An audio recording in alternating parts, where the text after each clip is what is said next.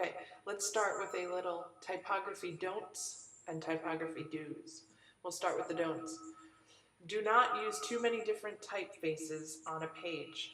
Each project should really only use 2 typefaces, maybe 3 at most, and usually it's best to use only one decorative font and then pair it with a clean font for text body copy.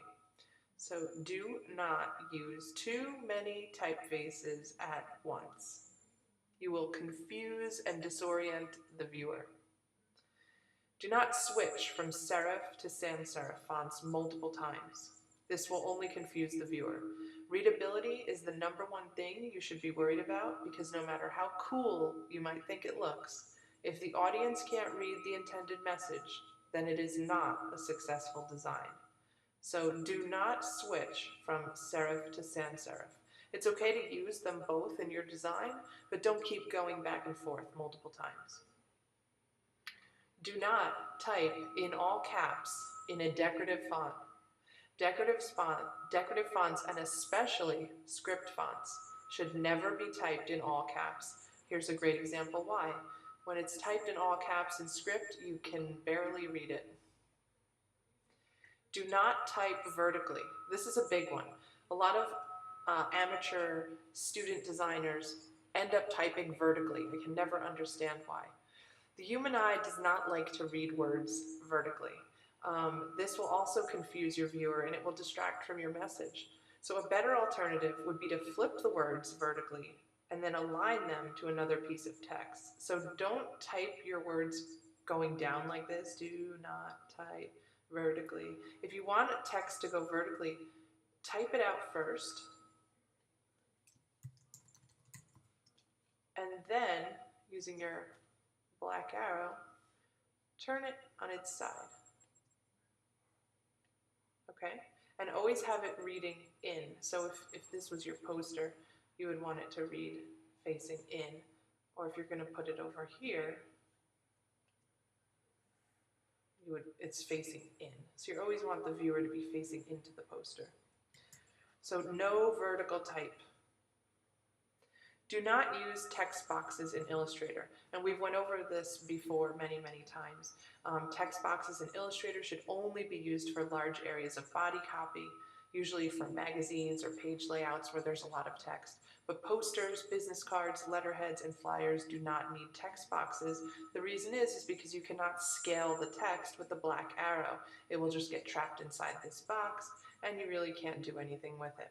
So no text boxes, unless you're writing a book or a novel, and we're not doing that in this class. Let's look at the type do's. Do use a proper hierarchy for your text, and this is very important, especially on your posters. Use size and placement to make the most important text on your page stand out. Viewers should be able to quickly scan the page and immediately understand the message. This is important. This information is not as important. Reason being, it's smaller and it's centered underneath the heavier, bolder text. So larger, darker, heavier text signals that it's more important. Lighter, smaller text like that would be less important. So this is a hierarchy of information. Do use ruler guides in order to better align your text. So when you've turned your text to outlines and now it's just objects and it's floating all over the page, use your ruler guides. Remember, Control-R will bring them up and pull them out and line up your text. Okay? And that will keep everything nice and neat. Do utilize white space as much as possible. Using white space in your design will allow your page to breathe and give your visitors' eyes a rest. It will also make your design more successful overall.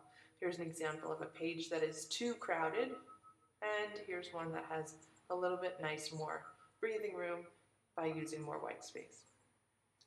Do keep the use of centered text to a minimum. Only use centered text sparingly, and especially not for large areas of type.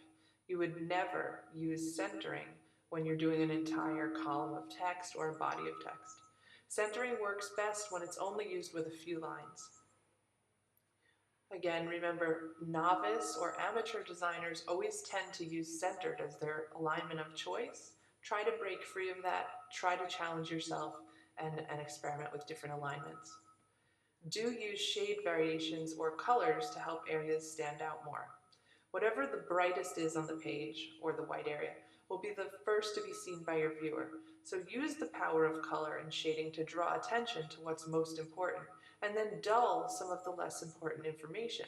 So the most important can be big, bright, bold in your face, and the lesser important information can be smaller, lighter, grayer, duller, so that there's a nice contrast between that. That's also an example of hierarchy of text. So using these typography do's and don'ts, work them into your poster designs as you work on the next few projects, and try to follow these as best as possible. Good luck.